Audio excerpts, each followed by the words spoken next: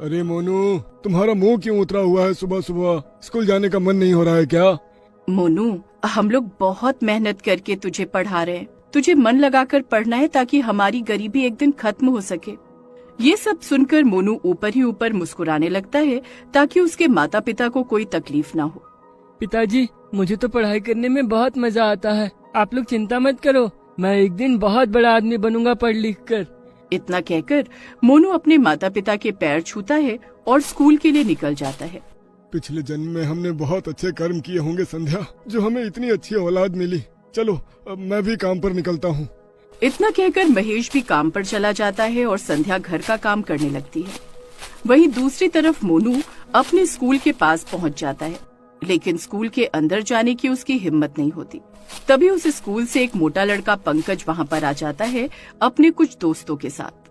ये देखो, आ गया भिखारी की औलाद। ये पूरे स्कूल में एक अकेला ऐसा लड़का है जो जमीन में बैठकर पढ़ाई करता है और हम उसी क्लास में बेंच पर बैठते हैं। यही है इसकी औकात। क्लास के सभी लड़के बेंच पर बैठते हैं, लेकिन मोनू की फीस हर बार समय पर ना जमा होने की वजह से उसे जमीन पर बिठाया जाता है। अबे मोटू, तू मेरी गरीबी का मजाक मत उड़ाया कर। एक दिन मैं तुझसे भी बड़ा आदमी बनकर दिखाऊंगा। देख रहे हो विनोद, ये बड़ा आदमी तो बाद में बनेगा, पहले इसे लंबा कर देते हैं। हाँ, यह तूने बिल्कुल सही कहा पंकज। दोस्तों अटैक! पंकज के दोस्त मिलकर मोनू को मारने लगते हैं। तभी वहाँ पर प्रिंसिपल आ जाते हैं। अरे जल्दी भाग, देख मुंडेला आ रहा है। कहाँ भाग रहे हो तुम लोग? रुक जाओ तुम लोग, सुबह सुबह यहाँ पर लड़ाई झगड़ा करने लगते हो। पढ़ाई लिखाई किसी को नहीं करनी। प्रिंसिपल चिल्लाते हुए उनके पास पहुँचता है, लेकिन तब तक पंकज और उसके दोस्त वहाँ से भाग जाते हैं। अब वहाँ पर मोनू अकेला बचता है।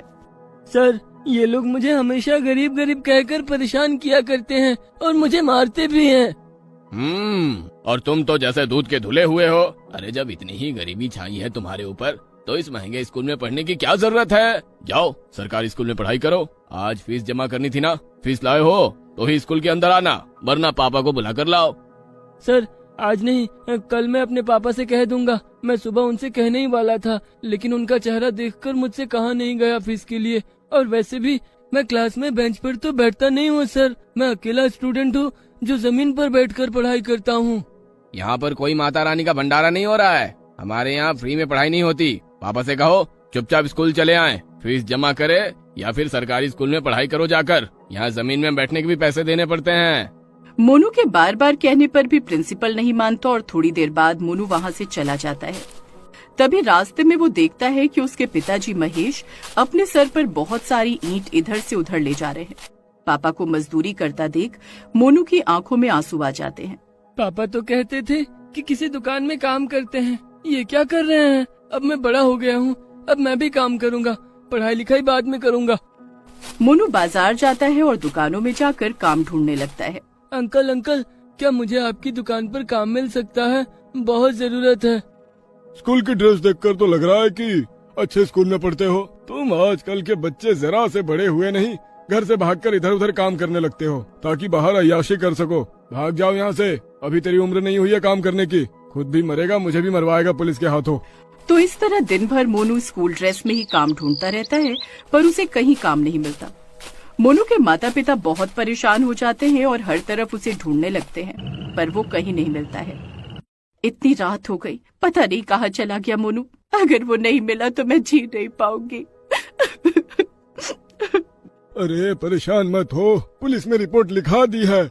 मोनू की माँ रोती रहती है।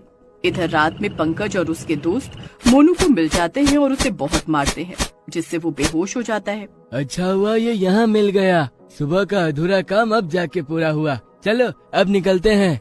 सुबह सुबह मोनू को होश आता है और वो अपने आप को कागजों के ढेर पर लेटा हुआ पाता है।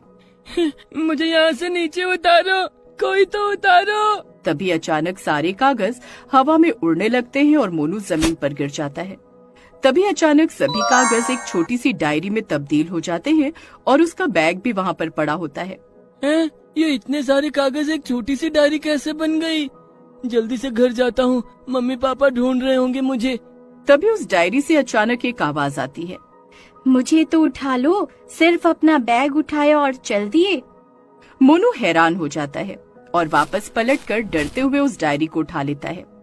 इतनी छोटी उम्र में तुम अपने पिता की हेल्प करने के लिए दिन भर काम ढूंढते रहे। ये देखकर मुझे तुम पर दया आ गई। मैं एक जादुई डायरी हूँ। तुम इस डायरी पर जो भी लिख दोगे वही सच हो जाएगा, और मुझे उम्मीद है तुम इसका गलत इस्तेमाल नहीं करोगे। अगर यकीन ना हो तो अभी ट्राई करके देख सकते हो। मोनू अपने बैग से एक पेन निकालता है और उस डायरी पर लिखता है कि मैं इसी वक्त अपने घर पहुंच जाऊं और मेरे माता पिता खुश हो, परेशान ना हो। इतना लिखते ही मोनू अपने घर पहुंच जाता है। अरे बेटा, आज इतनी जल्दी तैयार हो गए? चलो नाश्ता कर लो और स्कूल जाओ, टाइम हो गया है। मोनू को कुछ समझ में नहीं आता है। तभी मोनू के पापा महेश वहाँ पर आ जाते हैं। मोनू नाश्ता करता है और दोनों के पैर छूकर एक बार फिर स्कूल चला जाता है। मम्मी पापा ने तो मुझे एक बार फिर से स्कूल भेज दिया, प्रिंसिपल फिर मुझे भगा देगा।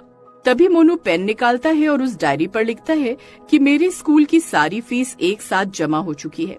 इतना लिखकर मोनू स्कूल चला जाता है। क्लास में पंकज और बाकी दोस्त उसे घूरते हैं। तभी प्रिंसिपल आ जाता है। अरे मोनू, आज इतनी जल्दी आ गए? तुम्हारी फीस जमा हो गई है, इसलिए आज से तुम भी बेंच पर ही बैठोगे। नहीं सर, अब मेरी आदत हो गई है जमीन पर बैठकर पढ़ने की। मैं जमीन पर ही बैठूंगा।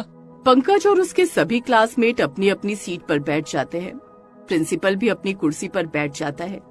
मोनू जमीन पर बैठकर चुपके से डायरी में लिखता है कि इस क्लासरूम में मौजूद सभी सीटों को और प्रिंसिपल की कुर्सी को अपना रूप दे दो। इतने में ही क्लास की सभी सीटें, सभी बेंचें, यहाँ तक कि प्रिंसिपल की कुर्सी भी कागज की बन जाती है और सभी लोग धड़ाम धड़ाम करके नीचे गिर जाते हैं। क्या हुआ मोटू? उस रात तुम लोगों ने मुझे बहुत मारा था ना? आज मैंने तुम सबको जमीन पर ला दिया। अब तुम लोग भी जमीन पर ही बैठोगे, लेकिन उससे पहले तुम सब लोग डॉक्टर के पास जाओ। अरे अरे अरे, पिछवाड़ा तोड़ डाला रे। इस क्लास में तो भूत है। सारी बेंचें, सारी कुर्सी भी कागज की बन गई। भागो यहाँ से। सब लोग डर कर उस क्लासरूम से भाग जाते हैं। सब बच्चे अपने घर भाग जाते हैं। मोनू एक बार फिर डायरी पर लिखता है, मैं पंकज और उसके दोस्तों को वैसे ही मारना चाहता हूँ जैसे कल रात इन लोगों ने मुझे मारा था। आने दो इन्हें मेरे सामने, बताता हूँ अच्छे से। अगले दिन बदला लेने के लिए पंकज और उसके दोस्त एक बार फिर मोनू को रास्ते में घेर लेते हैं। क्यों बे, कोई काला जादू सीख लिया है क्या? आज इसका सारा काला जादू निकाल देते हैं। कल रात शायद खुराक कम पड़ गई होगी, तभी चहक रहा है। दोस्तों, अटैक! वो लोग जैसे ही मोनू को हाथ लगाते हैं, वैसे ही चारों तरफ से बहुत सारे कागज उड़ते हुए वहाँ आते हैं और वो कागज बेंच और कुर्सी में बदल जाते हैं और उससे मोनू उन लोगों को मारता है। पंकज की टीम हार मान लेती है। भाई, हमें माफ कर दे। आज से हम तुझे कभी परेशान नहीं करेंगे। मोनू सभी को माफ कर देता है। वो लोग वहाँ से भाग जाते हैं। अब मैं इस डायरी से अपने माँ बाप को खुशियाँ गिफ्ट करूँगा। अब पापा को मजदूरी नहीं करने दूंगा मैं। मोनू इस डायरी को एक बार फिर अपने बैग से निकालता है और उस पर लिखता है, मेरे घर पहुँचने से पहले वो घर बहुत आलीशान बन जाए। जिस स्कूल में मैं पढ़ता हूँ वो स्कूल मेरे पापा का हो जाए। अब इस डायरी को मैं घर में छुपा कर रख दूंगा और लोगों की मदद किया करूँगा। मोनू घर पहुँचता है तो देखता है कि वहाँ पर अब उसकी झोपड़ी की जगह एक बेहद ही खूबसूरत घर बना हुआ है। इस तरह उस जादुई कागजों से मोनू की जिंदगी बदल जाती है। वो स्कूल भी अब मोनू के पापा का हो जाता है और मोनू खुशी खुशी रहने लगता है।